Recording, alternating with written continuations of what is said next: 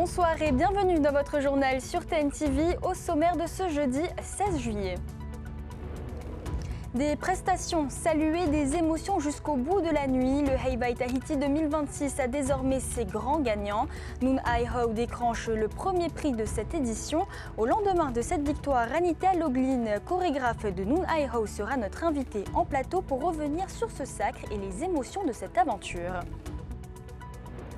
Et au-delà du palmarès, une autre question se pose, celle du règlement du Heiva. Plusieurs chefs de troupe le jugent aujourd'hui trop contraignant et appellent à le faire évoluer. Un débat que nous ouvrirons dans ce journal. Le Heiva ne se danse pas seulement sur la scène de Toata. À Papara, il se vit aussi sur les terrains de sport. Les 6 quartiers de la commune s'affrontent dans une ambiance de fête et de convivialité. Rendez-vous en fin d'édition pour les suivre sur le terrain de foot.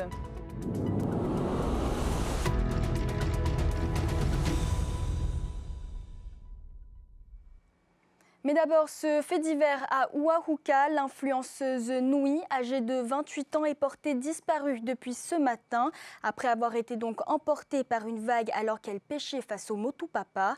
D'importants moyens de secours ont été mobilisés. Des plongeurs, des pêcheurs et un drone ont été déployés pour tenter de la retrouver. La forte houle que l'on voit sur ces images a toutefois compliqué les recherches qui reprendront demain. Et ils rêvaient de ce sacre, ils l'ont fait. Noon Ai Hau est le grand vainqueur du Heibai Tahiti 2026. Une victoire d'autant plus marquante que la troupe de Fa a participé pour la 2e fois seulement parmi les professionnels. Au palmarès aussi, Onono Hiano Papara récompensé par le prix Gilles Hollande et Taru'u sacré en chant traditionnel. Récit sur cette soirée exceptionnelle avec Laure Philibert. Premier prix en catégorie Hurato de ce Heibai Tahiti 2026. Prix Madeleine Moa. Noon Ai Hau. Après avoir déjà conquis Toata en Hura'avatao en 2017, Noon Ai Hau, porté par sa jeune chef Ranita Loglin, est la grande gagnante de ce Heibai Tahiti 2026, un premier sacre en Huratao pour la troupe de Fa'a. Tout le monde travaille dur pour donner le meilleur, même avant d'attendre un prix, on veut juste donner le meilleur. Ce qui a primé pour nous, c'est de faire passer le groupe d'abord et le groupe avant tout. 2e et 3e en professionnel, Tahiti Ora et Toakura. En Hura'avatao, c'est là aussi une première pour Onono Hiano Papara qui remporte le prix Gilles Hollande. Pour les prix individuels, Hereiti Tixier de Temaeva remporte le titre de meilleure danseuse de l'édition 2026. Valentin Teihotu de Noon Ai Hau est, lui, sacré meilleur danseur. Toujours pour la partie Ori Tahiti, le meilleur auteur est Heremoana Mamatuaya Hutapu pour Tahiti Ora. Dans la catégorie des chants traditionnels Himene Tumu, le grand prix Tumur Eifenua est attribué à Taru qui remporte le premier prix Taravara Romat Ei. Temanu Ai'a se classe premier en Taravat Tahiti et Tupuao fait la meilleure prestation en Taravat Hape. Le prix du meilleur auteur baptisé Patrick Araya Amaru depuis l'an dernier revient à Heimanu Manutei pour Taru. Retrouvez les meilleurs groupes pour la soirée des podiums demain et samedi sur la scène de Toata. Et en plateau avec nous ce soir, la chorégraphe de la troupe Noon Ai Hau, Ranita Loglin. Ranita Yorana et félicitations. Yorana, merci. Alors tout d'abord, hier soir, c'était donc la consécration pour vous. On vous a vu en larmes dans les vidéos. Aujourd'hui, comment vous sentez-vous ? Toujours autant d'émotions et très, très, très contente du travail qui a été fourni, des résultats, mais toujours beaucoup d'émotions. Alors vous avez déclaré au micro de TNTV que toutes les aventures humaines ont été belles. Qu'est-ce qui vous vient en premier quand vous repensez à ces 6 mois de travail ? Là, j'ai envie de dire un grand merci à toute l'équipe qui était avec nous dans l'aventure du début jusqu'à la fin. Donc avec Papa et Manu, on a pu compter sur le soutien de Heifara et Tahia notamment, pour ma part en tout cas. Et puis de toutes les petites mains qui étaient avec nous tout le temps à œuvrer dans le même but. Alors votre thème cette année portait sur les jumeaux. Pourquoi ce thème justement ? Alors, le thème nous a été proposé par Papa Serge, qui est notre référent culturel sur la commune de Fa'a. Papa Emmanuel a tout de suite été inspiré par ce thème et quand moi je l'ai découvert, c'est pareil, beaucoup d'inspiration et beaucoup de questionnements sur ce thème et je me suis dit que c'était une belle histoire à déjà remettre en lumière puisque c'est une histoire vraie et c'était aussi l'occasion d'ouvrir un questionnement plus actuel. Donc, qui concerne notamment le foncier, qui est sujet actuel aujourd'hui. Donc, voilà, c'était le thème. Oui, le thème choisi. Alors, Noon Ai Ho avait remporté déjà le premier prix dès sa création en 2017, mais en catégorie amateur. Cette fois, c'est la consécration au Huratau, la catégorie donc reine, une première pour le groupe. Qu'est-ce que ça change symboliquement pour vous maintenant ? La différence aussi par rapport à la participation du groupe donc en 2017 et 2018, c'est que cette année, c'est une toute nouvelle équipe. Donc, autant chez les responsables que chez les artistes. Donc, en fait, c'est un peu comme si on est reparti à zéro. Avec quelques éléments qui sont revenus et qui ont réintégré la troupe, mais pour la plupart des artistes, ce sont de nouveaux artistes. Et est-ce que c'était énormément de pression pour vous, sachant que c'était la première fois que vous étiez chorégraphe, justement ? Alors oui, oui, mais j'ai vraiment choisi de voir cette aventure comme... de la prendre comme elle vient, c'est-à-dire j'ai essayé de me mettre la pression plutôt sur fournir un beau spectacle plutôt que d'attendre un quelconque prix ou quoi. Parce que oui, en effet, c'était beaucoup espéré pour moi pour une première fois. Alors au-delà du prix Madeleine Maua, vous repartez aussi avec le plus beau costume Huranui et le meilleur orchestre création, mais aussi le deuxième prix du plus beau costume végétal. Qu'est-ce que ça dit du travail collectif mené jusqu'ici ? Ce sont des heures et des heures de réflexion, de travail, de discussion, de travail surtout, donc à réfléchir à comment faire le plus beau costume en essayant d'utiliser le plus de matériaux locaux possible. On joue sur les matières, les sonorités séparées, comment vraiment transmettre le texte et le message à travers la musique, donc sans paroles. C'est tout ce travail qui est... Et on va parler également de cet hommage. Donc, Noon Ai Ho, c'est surtout l'histoire de John Mayray, disparu fin 2023. Vous avez repris donc, la direction d'une troupe qu'il avait façonnée avec un engagement culturel très très fort. Est-ce que ça n'a pas été trop compliqué pour vous ? J'ai pas ressenti de pression quelconque de ce côté-là par rapport à l'entourage, aux gens aux gens du groupe et aux gens dans l'entourage du groupe. Donc c'est un honneur de lui avoir rendu hommage. Exact. Alors Ranita, je vous propose à présent, parce qu'une fois que les prix remis, un autre débat s'ouvre, celui des règles du Heiva. Plusieurs chefs de troupe estiment aujourd'hui que le règlement est trop strict, d'autres réclament simplement plus de stabilité. Alors derrière cette controverse, une même passion, celle de faire vivre la culture tahitienne. Athéna Milkam et Tauhiti Tonia Moussan. On a tout ça. Tahiti a fait un spectacle magnifique, comme tous les groupes l'ont fait, mais je trouve que le règlement du Heiva, il faudrait qu'on s'assied quand on parle, elle est un peu trop restrictive, too much. Fidèle à sa réputation, la chef de la troupe au Tahiti ne mâche pas ses mots. Au lendemain des résultats, Marguerite Lai appelle à une réflexion commune autour du Heiva et à davantage de reconnaissance pour les troupes. Raréfaction des matières premières, hausse des coûts, représentation soumise aux aléas du temps faute de scènes couvertes, les contraintes s'accumulent. Il faut qu'on s'assied et qu'on revoie ce règlement. Oui, on doit le toiletter. Il y a des choses qui sont trop, qui nous compressent. Vous imaginez tout le travail qu'on a? Ce que je disais tantôt. Et là, on reçoit des mails. Pas comme ci, pas comme ça. Vous tombez le chapeau, c'est 10 points. Vous faites ci, c'est temps. Vous faites ça, c'est temps. Mais après, le spectacle. Et quand on arrive sur la scène, on fait des spectacles magnifiques. Et à la fin, on te dit, on va te voir bientôt pour te dire pourquoi vous n'avez pas gagné. Et ça concerne tous les groupes de danse. Dans la culture, chacun défend sa vision. Matani Kainuku rappelle que le règlement du Heiva a déjà connu de nombreuses modifications. Pour le chef de Nonahere, l'enjeu est désormais de parvenir à un consensus et d'évaluer ce cadre tous les 3 à 5 ans. Autant auparavant, c'était pas transparent, mais aujourd'hui ça l'est et on continue de le modifier. Peut-être que la première idée à soumettre, c'est d'arrêter de le modifier de façon à le stabiliser et que tout le monde soit serein, participant ou pas participant.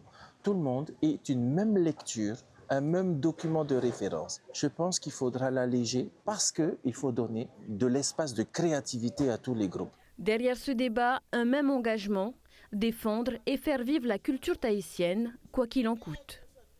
Alors Anita, on vient d'entendre Marguerite. Est-ce que vous êtes du même avis qu'elle concernant donc les règlements dits trop sévères au niveau du Heiva?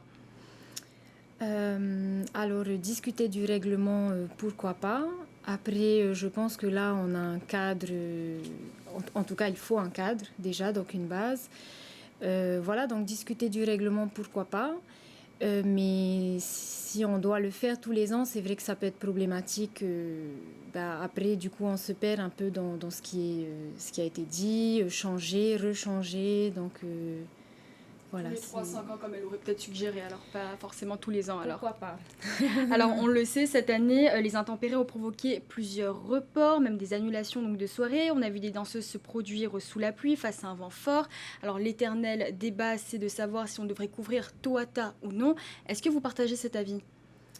Alors, en tout cas, je partage, enfin, tous les groupes ont partagé le même stress des intempéries. Donc, c'est-à-dire, jusqu'à la dernière minute, on regarde le ciel et on espère que ça passe. Je suis très triste que des groupes aient eu à danser, alors, c'est pas après la pluie ou sous une pluie fine, c'était vraiment sous une pluie, voilà, sous une grande averse. Le vent aussi n'arrange pas les choses. Et est-ce que du coup on se produit dans les mêmes conditions? Pas forcément. Enfin non, du coup. Donc oui, c'est à réfléchir. Peut-être pas couvrir de manière permanente, mais pourquoi pas avec un toit rétractable. Voilà, pareil, c'est à débattre et je pense pas que ce serait une mauvaise chose de couvrir Toata. Merci beaucoup Ranita Loglin d'avoir accepté notre invitation. Merci et félicitations encore. Merci. Et eux aussi ont marqué cette édition du Heiva. Les amateurs de Honounohia no Papara ont décroché l'or, mais à peine la victoire célébrée, les voilà déjà replongés dans la confection de leurs costumes végétaux.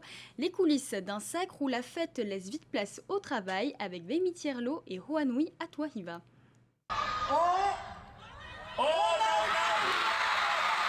Sur la scène de Toata, le verdict tombe enfin. Après des mois d'une préparation intense dans l'ombre, la délivrance est totale pour la troupe de Papara. Beaucoup d'émotions. C'est beaucoup de travail. Et c'est beaucoup de doutes. Le thème, l'humilité, doit triompher. Ça parle pour cette année. Ça parle énormément pour chacun de nous, pour moi d'abord. Il suffit juste de vouloir. Et puis l'humilité va triompher de l'arrogance. Une joie de courte durée. Dès le lever du jour, les danseurs troquent leurs trophées pour les sécateurs. Pour honorer leur rang lors de la soirée des lauréats, il faut d'abord retourner à la terre. Le Heiva, c'est pas fini. Il y a la soirée des lauréats demain. Donc il faut retourner, il faut être d'attaque pour retourner chercher les végétaux et préparer les costumes de demain. L'inconvénient qu'on a, c'est que notre végétal raconte l'histoire du lac et les poissons plus les végétaux. Donc ne pas le refaire à l'identique, ça n'aurait aucune cohérence par rapport au thème. À Papara, cette collecte de matières premières est aussi une affaire de transmission où chacun tente de trouver sa place lors de l'assemblage. Normalement, je suis censé faire tout seul mes costumes, mais c'est une maniaque, donc si je fais, elle va recommencer. Donc voilà. Donc autant je l'aide et c'est elle qui monte. Mais voilà. Toujours un plaisir de faire les costumes avec elle. Pour sa maman, c'est l'occasion de voir son fils perpétuer ses gestes ancestraux tout en savourant des instants précieux à ses côtés. C'est notre troisième Heiva ensemble, donc particulièrement fière de pouvoir danser avec mon fils. À chaque fois, je lui dis profite parce qu'on ne sait pas ce que la vie nous réserve. Donc oui, très fière et puis fière d'avoir encore été avec Onunuhia. Mais derrière les sourires et la rigueur de la préparation, le groupe a dû avancer avec le cœur lourd tout au long de l'aventure. Envers toute ma troupe, mais aussi envers Romana qui nous a suivi toute l'aventure jusqu'au dernier jour, jusqu'à dimanche, il était là. Le premier son de Tari Pro, j'avais l'impression que c'était lui qui était en train de taper, c'était fort. Voilà, donc Romana, gros bisous, merci beaucoup. Soudés par l'effort et la mémoire de leurs disparus, les lauréats du Hura Avatau s'apprêtent à célébrer leur titre demain sur scène. Une grande famille déjà prête à bousculer le monde des professionnels. On passe de la fête au bras de fer politique. 3 partis, le Tavini Huiratira, le Tapura Huiratira et Hereia Polinetia, se sont retrouvés ce matin à l'Assemblée de la Polynésie. Il n'y aura sans doute pas de motion de renvoi, mais au cœur des discussions, l'invocation par le président du pays de l'article 156.1 du statut de la Polynésie, une procédure jugée irrégulière par le président de l'Assemblée qui annonce saisir le haut-commissaire. On écoute Anthony Géros au micro de Sam Teinaure. Je pense que le Conseil d'État va prendre le temps qu'il lui faudra, minimum 4 mois. Donc, par contre, je compte sur le bon comportement de l'État en Polynésie, du représentant de l'État, pour demander, appeler à la raison le président du pays sur la nécessité de revenir sur une procédure beaucoup plus acceptable et en tous les cas régulière par rapport à celle qu'il a invoquée au titre de l'article 156-1. C'est-à-dire de convoquer en session extraordinaire l'Assemblée de Polynésie pour étudier le collectif 2. Et à Tumaraa, l'incertitude politique s'installe aussi. Le haut-commissaire a saisi le tribunal administratif pour faire annuler l'élection de 4 adjoints au maire et de 2 maires délégués choisis le 4 juillet. Une décision attendue pas avant septembre. En attendant, la vie municipale ralentit jusqu'au financement du Heiva resté bloqué ces dernières semaines. Le maire Gérald Gold y voit une seule issue possible, retourner aux urnes. Une position que ne partage pas Reymana Dehors, élu de la majorité. On les écoute au micro de Jessica Doucet. Il est tout à fait régulier que nous transmettions les délibérations, les nouvelles délibérations issues de ce Conseil au contrôle de la légalité effectué par les services du Haut-Commissaire. Et c'est à la suite de ce contrôle que monsieur le Haut-Commissaire a déféré ces délibérations devant le tribunal administratif pour que le tribunal administratif statut sur la légalité de ces délibérations. Le retour aux urnes, c'est la solution. Peu importe qui sera le vainqueur, ça pourrait être nous, comme ça pourrait être la partie adverse, mais au moins ceux qui seront majoritairement élus auront une action positive pour le bien-être de notre commune, c'est tout. Le haut-commissaire a tout à fait le droit de contester les élections du 4 juillet et maintenant il faut attendre le tribunal administratif pour la décision finale. Nous, on a une autre lecture des textes avec nos juristes. Maintenant, c'est le tribunal administratif qui va décider. En tout cas, nous, avec la nouvelle majorité, nous allons respecter la décision du tribunal administratif si les élections sont annulées.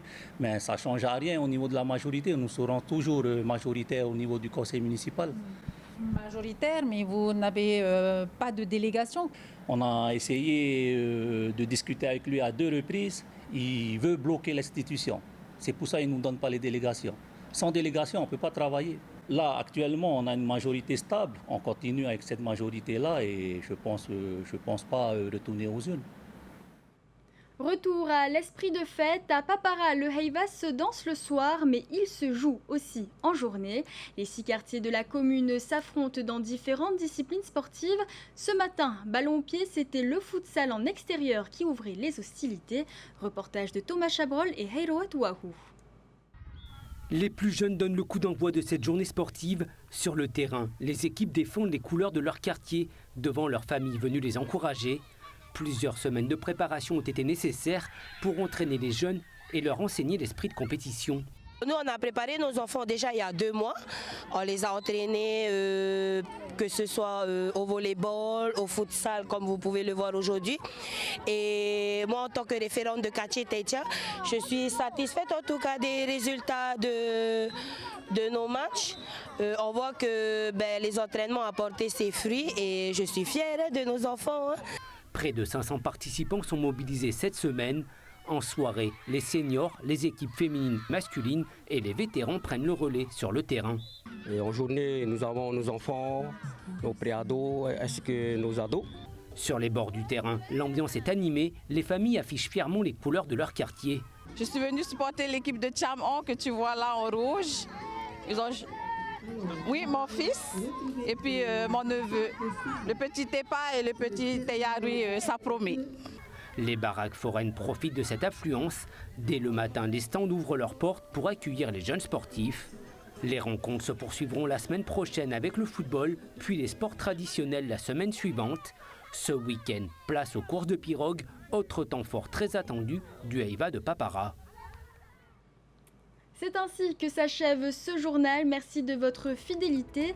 Demain, Veimi Thierlo vous accompagnera pour une nouvelle édition de votre journal. Quant à moi, je vous souhaite un excellent week-end. Prenez soin de vous et soyez prudents.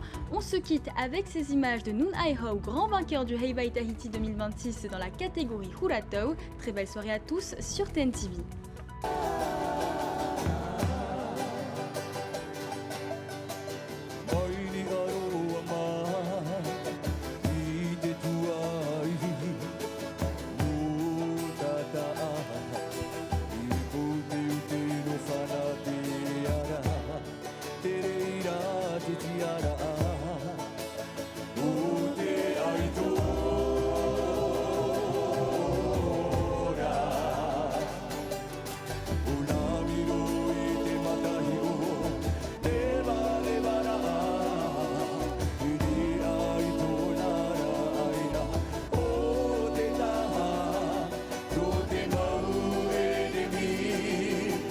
Yato